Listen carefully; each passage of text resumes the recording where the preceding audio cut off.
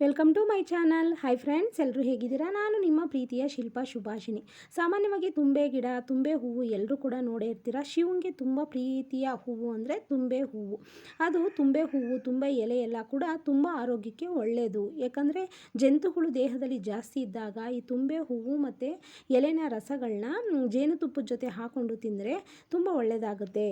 ಅದೇ ರೀತಿ ತುಂಬೆ ಎಲೆ ರಸಕ್ಕೆ ಜೇನುತುಪ್ಪ ಹಾಕಿ ಸ್ವಲ್ಪ ಕಾಳುಮೆಣಸು ಪೌಡರ್ನ ಹಾಕಿ ಕೊಡೋದ್ರಿಂದ ಜ್ವರ ಕಮ್ಮಿ ಆಗುತ್ತೆ.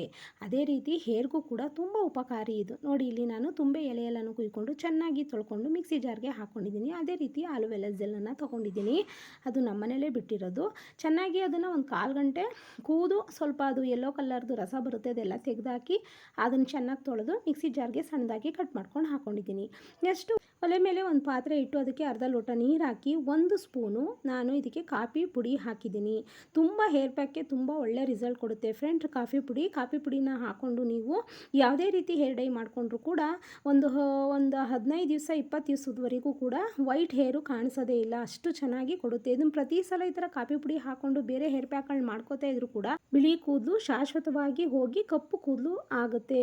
ಅದ್ರ ಜೊತೆಗೆ ನಾನು ಇಲ್ಲಿ ಮೆಹಂದಿ ಪೌಡರು 1 ಸ್ಪೂನು ಮತ್ತು 1 ಸ್ಪೂನು ಕರಿಬೇವಿನ ಸೊಪ್ಪಿನ ಪೌಡರ್ನ ಹಾಕ್ತಾಯಿದ್ದೀನಿ. ಬಿಸಿಲಲ್ಲಿ ಒಣಗಿಸ್ಬೇಡಿ ಫ್ರೆಂಡ್ಸ್. ಇದನ್ನು ಕರಿಮೆ ಎಲೆಗಳನ್ನ ನೆರಳಲ್ಲಿ ಒಣಗಿಸಿ ಅದು ಗ್ರೀನ್ ಕಲರೇ ಬರುತ್ತೆ. ನೋಡಿ, ಈ ಥರ ಎಲ್ಲ ಆದಾದಮೇಲೆ ಇದಕ್ಕೆ ಒಂದು ಸ್ವಲ್ಪ ನಿಂಬೆಹಣ್ಣಿನ ರಸನೂ ಕೂಡ ಬೇಕು ಅಂದರೆ ನಿಂಬೆಹಣ್ಣಿನ ರಸನೂ ಹಾಕ್ಕೊಳ್ಳಿ. ಒಂದು 10 ನಿಮಿಷ ಹಾಗೆ ಬಿಡಿ, ಇದು ಕಲರ್ ಬಿಡುತ್ತೆ. ಆಮೇಲೆ ಹೇರ್ಗೆ ಅಪ್ಲೈ ಮಾಡಿ. ನೋಡಿ, ಇವಾಗ ನಾನು ಹೇರ್ಗೆ ಯಾವ ಥರ ಅಪ್ಲೈ ಮಾಡ್ತಾ ಇದ್ದೀನಿ.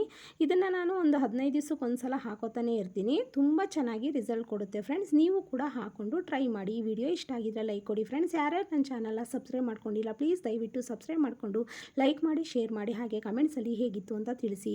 ಮತ್ತು ಇದನ್ನು ಬಿಸಿಲಲ್ಲಿ 2 ಗಂಟೆ ಕಾಲ ಒಣಗಿಸಿ ಆಮೇಲೆ ಸ್ನಾನ ಮಾಡಿ, ಒಳ್ಳೆ ರಿಸಲ್ಟ್ ಬರುತ್ತೆ. Thank you so much.